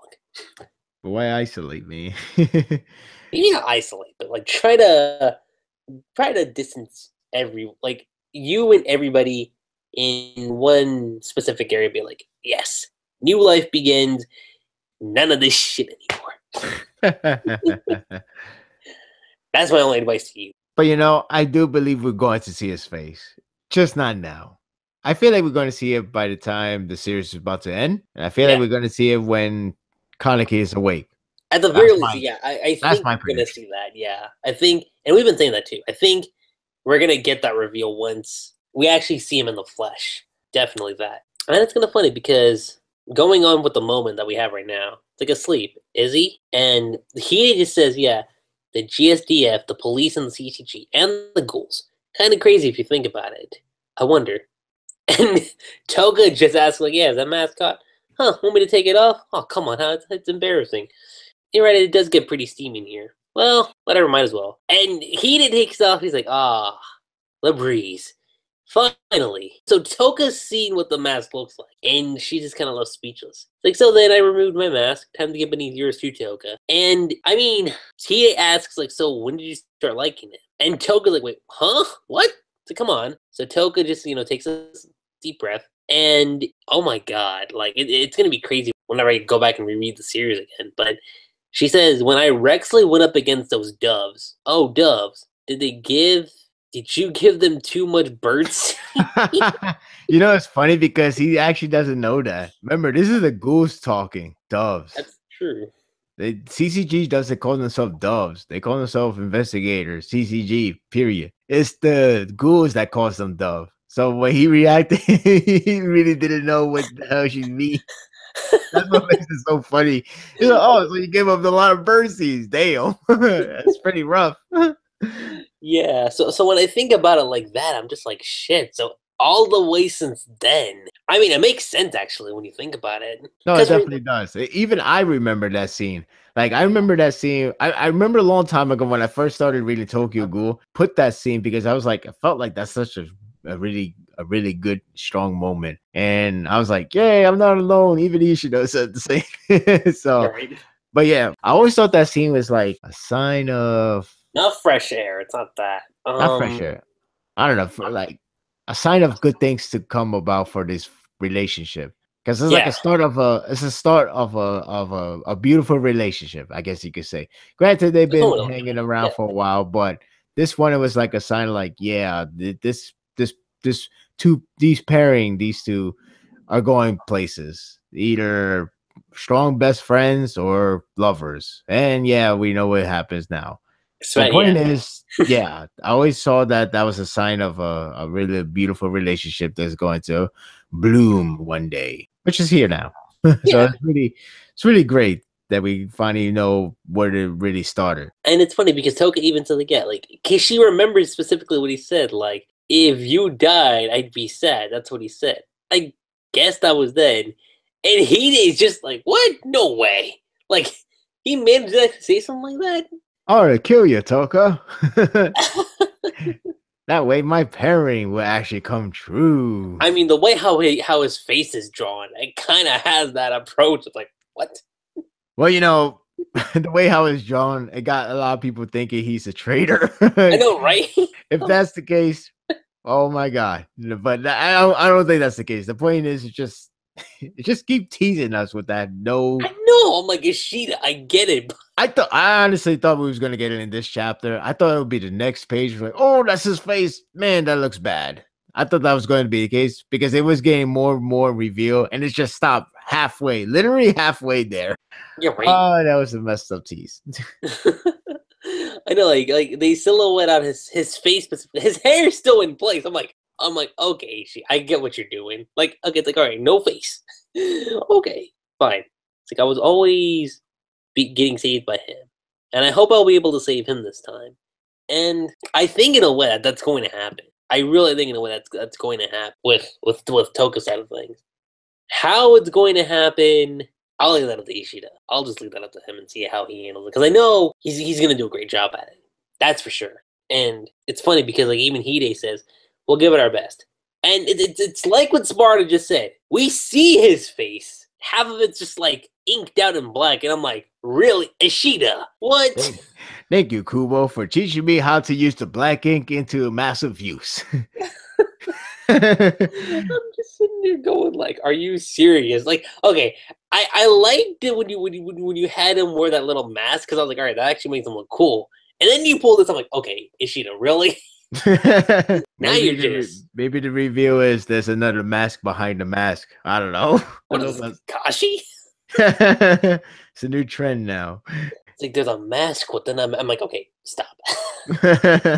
So yeah, not cool Ishida, but this better be worth it. Let me just say that right now. This, if you've been teasing it this far, it has to be a big fucking deal. It has to be a very big deal if you're going to this extent. To which we have Hide saying, "So, what about the wedding?" And Toka's like, "Wait, seriously? Like, really? Did you have to bring that up?" It's like, "Well, tell me, where was the honeymoon? Did he give you a ring?" And she's like, well," and then she thinks like the ring.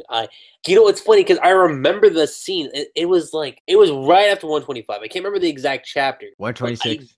120. Oh yeah, was it 126? Okay, yeah. I believe it was 126. So 126. I don't remember if it was at the end of it, but I do know that Toka had given Kaneki a ring, and he's been holding on to that. I remember that when I was reading this chapter. So I'm like thinking, oh shit, like that's what it's gonna lead to. And he did like, huh, like I gave it to him. Toka even pointed out. To which we get the final panel. We're doomed. Let me just say that right now. We're doomed. Because we have the eyeball, one of them opening up, it's like the ring. I'm like, wait, is that the Kagune target or what? I was like, no. Like if that thing just woke up saying the ring, yes, I understand. No, I already know that's Toka, but man, that would have been weird. I know it's like the ring. I'm like, no. So basically, what we confirm is this: one, we should be happy that the ring is being plotted this way, rather than like, oh no, Toka is dead. And the only thing I got is the ring. It's the only way I can remember is the ring. So there's no more of that Death Flag bullshit. Thank God. I hope not. Right? Still. You never know. But I think we could ease down for now.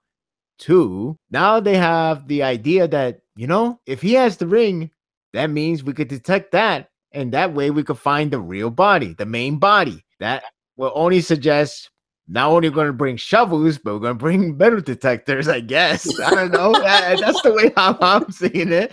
It kind of, I don't know why I visioned the metal detector from cartoon shows with the whole, you know, the usual like a golf club, but only a flat board, a flat plated board, just going and making the beeping sound. And that's the only way I imagine for some reason. But maybe there is a different way. But definitely the ring should be the key to every answers in terms of detecting Kaneki. And lastly, Kaneki is officially the Lord of the Ring. So that's great. It's awesome. Awesome. I didn't even think about that. That's brilliant. I just thought of it. Damn it. I should have said that in the review. I know, I was thinking with me on mine too. Yeah, it's weird because if you somehow suggested that the Kagune talks, like saying the ring, it reminds me of the Lord of the Ring with the damn eye that's just up in the air in the tower seeking for the ring. No, right? Well, that's what you guys actually think. It's like, oh my god, the Kagune talk. No. But yeah, but joking aside, the fact that the eye starts to open, yeah, we're getting back to the action in the next chapter. So, oh boy, this ought to be fun. Not only the V organization started to making a move slowly, but Now we have Dragon coming back to life. There's gonna be a lot of bad stuff happening. I really wanted to say good things is still gonna be okay. Everything's gonna be okay. I love to believe that, but we'll see. We'll Fingers see. crossed, everyone. Fingers Fingers crossed. crossed, toes cross, every cross somehow cross. Oh boy. Oh no. Oh man. Like it's funny because if everything goes happily ever after in this series, I imagine a lot of things going well in my head. Like I can imagine the ending right now, and it's all happy dandy, but I don't see it. Something tells me we're being baited to this trap of happiness. It's like Ishida's throwing a bone, like, here. Yeah, it's like we're being baited. Like, oh, look all these happiness, funny humor, ha ha ha ha. All right, next 2 chapters, everyone gets killed. I'm gonna be like, oh, I'm like Ishida's. No. I've been liking where we're going so far. Can we stick to that trend? Well, I guess we can segue into our next thing, which is predictions. So, what do we see happening in the next, let's say 2 or 3 chapters? Because we are nearing the end of Volume 14, which we've been assuming for a while is the final volume within Tokyo Ghoul Re. Not Tokyo Ghoul, the series itself, just with Re. And I know some of you guys might be thinking, 3 chapters, that's going to be rushed. No, because, and I'm saying that because look at how this volume has been. This volume started out 145. See where we've been from there. See where we are now. That's only 7 chapters. We went through a lot within those 7 chapters. So many things, like so many revelations, and I mean, what more could what I expect from Ishida besides that? Like, he's just really good at doing that. Mm-hmm. I mean, there's no better way to put it. So, okay, maybe not the next 3. I'll say just the next chapter in general. I mean, considering that one of the eyes is opening up, I want to say that they're gonna be on the move now. They're gonna try to get the Kaneki, and they're gonna at least start the operation. That's what I'm believing is gonna happen, and maybe we'll get some stuff on like the organization. That's kind of what I'm thinking. But I don't know. Not much more I can say besides that. What about you? I do believe they're going to discuss how they're going to use the ring as their key to find the main body in the next chapter. I think they're going to discuss that. And then I think the operation will go by the end of the next chapter. Maybe. That or in the midway. It could happen in one way or another. Because the eyes is opening, definitely that means he's awakening. As for V organization, I think they're going to come in surprise again. But this time to the main group, like to the people that we know.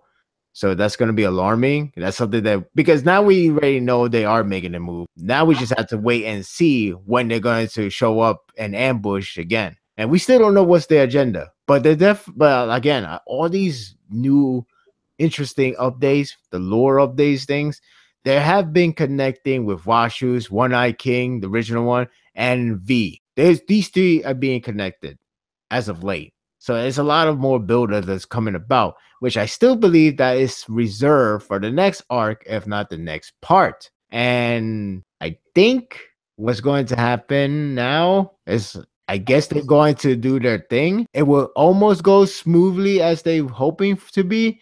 Then something will happen. I think V will interfere, and cause a lot of mayhem that more unnecessary than ever than before. Maybe there'll be a surprise twist. I'm not sure who will be the carrier surprise twist. I don't know if the clowns will get involved. Then again, they are still in that whole we're just watch from afar. So I guess they won't participate. That's kind of what they've been doing for a while now. When I think about it, I guess they won't participate. Then again, I don't know if Uta left. I don't think he left. So that's true. So yeah, I do think the V are going to make themselves. They probably going to certify themselves as like, yeah, we're the new villains. Well, we're like the real villains that you have been building up for a while. I think this is the time to do so. So that way, when we get to the next part, next arc, whatever, we could focus on them now. On them entirely, right? Right. Exactly. I could see that. Mm-hmm. And I mean, also when you consider it like this, we still got characters that still haven't shown up yet. Like, we got Kimi finally, which is great. Yay! I know, I'm like, good. And you give us a great parry moment as far as that's concerned. And to show that everything's all right. No relationship breakup, none of the cliches that you would expect to happen. We didn't hit that approach, which is good. We still got Yoshimura, who's still in the tube, and I think Rize's there too. There's someone else. I know I'm getting somebody else. I mean, the only other person we haven't seen in a while is Takizawa. That's it. Yeah. And Arata. That's the other one. Yeah, we're So, still missing some keys, guys. We're still unless we started rushing for the next 3 chapters, then I don't see that. But yeah. Then there's Eto. That's the other one too. Where are you? Where does she go? Maybe she's at the coffee shop. Maybe she's writing a new book. Maybe she's making the new book based on what's going on right now. I can see that. Yay! Like maybe I will initiate part 3. Oh my god, that'd be funny. Oh god. I can just imagine like it's like the end of Tokyo Ghoul. You just see her sitting somewhere. It's like, all right, time to begin the next story. It's like, boom, that's the end of Tokyo Ghoul. It's like that's a sheeted little nudge of like, wink, wink. There's gonna be a part 3. Stay tuned. I could so see that happening. Actually, when I think about it, same here. Or make that Nomaki. That'd be hilarious to see. Oh god, that would be. But I mean, aside from that, like I don't think there's much more we can talk about unless I'm missing a few things. No, I think we got it covered. We covered everything. Yeah. Yeah. Just have to wait for the next chapter to see where we're going to. Tragic or a very happy route. We love the latter, but we'll see. It's a matter of waiting and seeing, guys. It's just a matter of waiting and seeing. And honestly, guys, that's pretty much it. Sparta, it was really great having you on board again for a Tokyo Ghoul podcast, and just overall, just having like a great discussion with you in general, regardless of if it's Tokyo Ghoul or My Hero Academia. Oh yeah, it's always great to be part of the podcast. It's been 3 weeks. It's been 3 chapters that we haven't discussed until now, so it was great to come back. And once in a while, it's always great to have some breaks between. So that way we would like rejuvenate our discussion thoughts. We'd be thinking more carefully. We would have a different reflection on the opinions. So sometimes we'd be like one chapter, you think this way, you predict that way.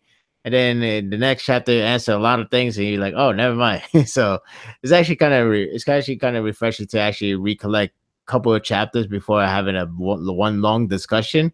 The opinions may differ, but it is interesting to see a different take on how we changes our viewpoint depending on the chapter's releases. Because again, you get your answer to the next chapter, you get the answer to the other chapter, you get more questions. It's actually pretty fun to pile up and then just read it, and you still get a lot of mysteries involved. That's true. I think that there's no other way. I don't think there's a better way to put it besides that. So yeah, that being said, guys, that's pretty much it. I'm LuckyRave. Sparda3g. And we will catch you guys next time. Peace.